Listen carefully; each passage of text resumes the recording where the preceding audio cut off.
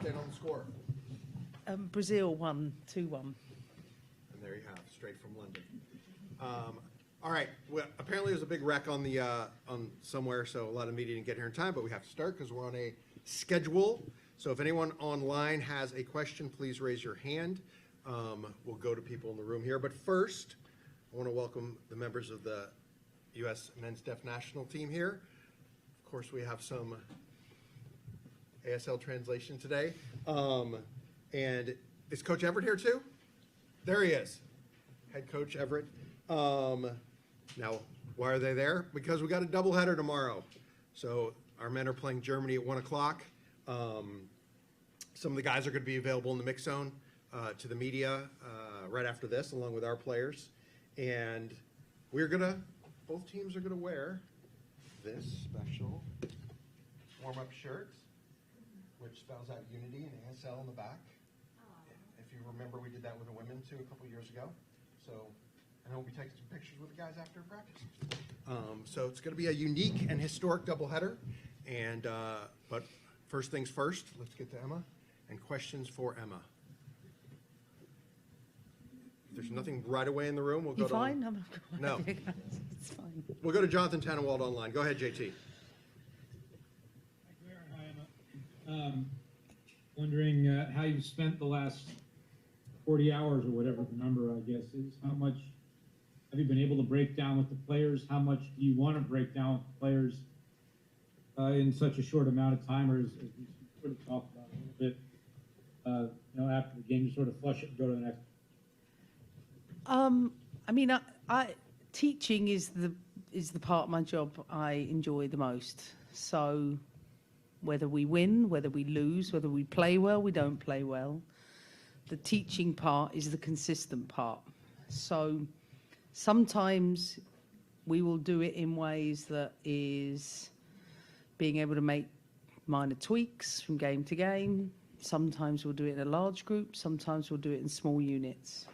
This time we did it in small units, which was great because we gave the players the opportunity to communicate in and around the game and breaking that down within our principles. I thought they did a tremendous job to prepare for that meeting because we give them the clips in advance. And we had, 3 really good meetings this morning after a travel day yesterday. And as I said to Hype on the way here, you can feel multiple things all at once. Of course we are disappointed, but we are extremely optimistic because we don't want to get to a major qualifying game and there becomes a situation that we haven't faced. And I felt that there were challenges in that game that we haven't faced yet. So I'm really pleased we get the chance to address those things. Second of all, we're a great team. And as I keep reminding the players, whenever things get challenging, lean into the team in every way, shape or form, whether that's in our game model, whether that's outside of the field, let's lean into each other. And I've said before, healthy culture, great people, always is going to represent great progress. So I'm super excited for training and the game tomorrow. I want to ask one quick follow-up also. Michelle Cooper got banged up a couple times in that game on Thursday night. I'm wondering, all right. She'll be fine. She needs to, like all of us, this is part of it. Get up, get on with it. And remember that this is, playing for this team, everybody's going to want to leave a mark on us. Our job is to not be affected and impacted like that. Can't control the referee. We can't control what the opponent's going to do, but we can control our reactions. So Michelle, along with all of our players, are reminded that there's things we need to do better to support that, but also get on with the game. Thank you. Thanks, JT. We'll go online again. Asli, go ahead. Hi, Emma. I was wondering, can you tell us a little bit more about Eva? She is an incredible defender. She did a great season in Paris Saint-Germain.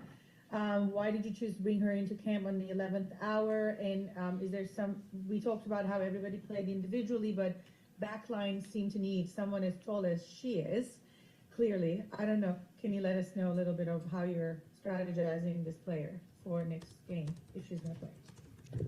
I mean, first of all, it's a great example of, Ava's a great example of what happens to you when you do the things you're doing when no one's watching, as the great Anson Dorrance would always preface. She came into this environment, I can't remember how long ago it was, forgive me for the menopausal forgetfulness, but she had things to work on within her game. She's been working on those things, and in the under-23 environment was the standout player. Now, granted, and I say this to all of our players, don't assume that just because you're next in line that you're going to get that step up. You have to earn the right to play in this team. You have to earn the right for the opportunities here, and she deserves that opportunity. I think with regards to height, being great in the air has nothing to do with height. It's all about timing, and timing for us as a team was off, not regarding the back four.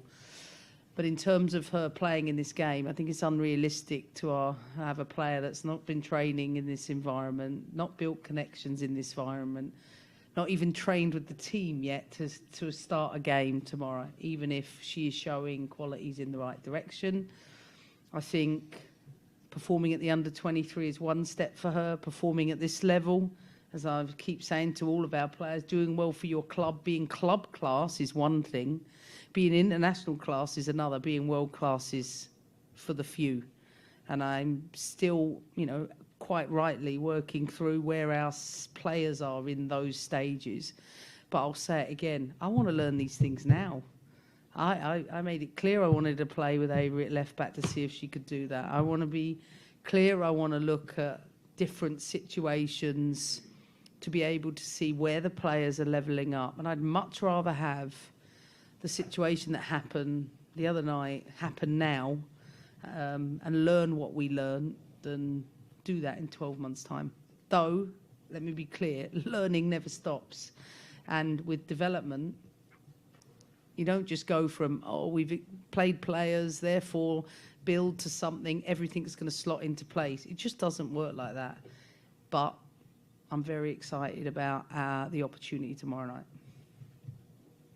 Is there anything else in the room? Sandy, do you need anything? Oh, yeah, go ahead. Pass the mic if you would. I'm from the Connecticut media and here for almost near as much as the game. Can you just talk a little bit about what she meant to U.S. Soccer? I know you didn't coach her for very long, but she's Long enough. an important part of the national team for a long time. And she's probably a good example. Alyssa is a good example of some of the things I've just mentioned about what you have to earn at the highest level. Didn't become a starter on this team till a very late age, and went through the period of sitting as number 3, number 2, in, out. Is she going to cut it at the top level? Her perseverance is second to none. Her ability to dedicate to giving to this team, even without sometimes getting a game. The goalkeepers always feel that the most, but she is a real testament to those things. And I do know about her history, even from my early Iona days. There is an East Coaster in me. And I've also watched her as a coach when I was a WPS coach. So I know of all of her qualities and have watched her career. So I was delighted to get the chance to coach her. And as Bryce Gurry said to the team last summer, when it's about fighting for the inches and that you have to be absolutely ready for that one moment where not much happens and all of a sudden you have to do like these star-shaped saves when your team absolutely needs it. We can talk about Mal and Trin and So finding winners last year. That is the one moment that stands out in my head about winning a gold medal, that save by Alyssa Nair. And that is why to have the best goalkeeping behaviours for this team, you have to be ready for that moment. And that, just sums her up. We miss her character, absolutely. And you see how challenging that is to get to those levels. But what a role model she has been for everyone in this program, and she totally deserves her flowers here tomorrow night. Well said. Let's go to Sylvia. Go ahead, Sylvia. Hi, Coach. This is sort of a different question.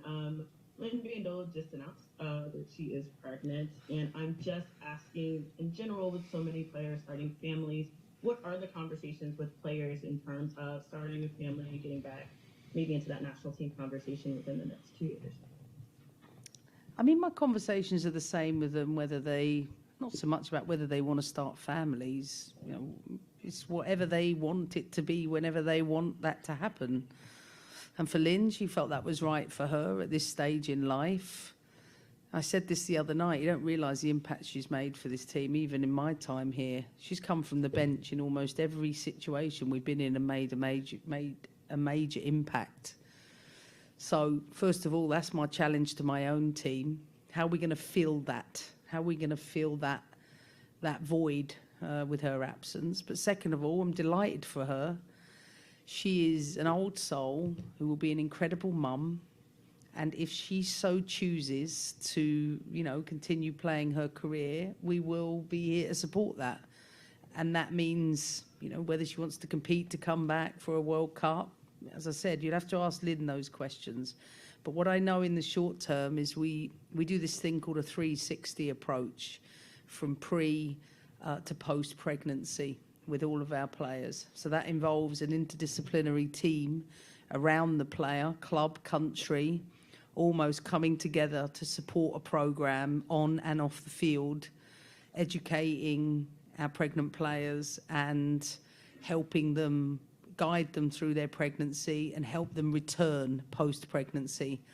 And one of the great pieces of work we're doing at US Soccer is putting together a pre and post-pregnancy protocol that we hope to share with our larger landscape. I can't say when that will come, but is for me how to combine the right things in the right ways and the right specialisms around, so that players feel supported, that through their journey of having a baby, that feels like they're doing the right things, but also gets them back in the safest way possible, depending if it's a natural pregnancy or if it is a C-section. And this is some really exciting stuff. And I know we had our 360 with Lynn the other day, and I know she will be supported like all of our players in their pregnancy. Excellent. Good way to end. Thank you, Emma. I love the female Lynn stuff. We'll get everybody into the mix zone, and hopefully some media show up after their accidents. Hold on, would you?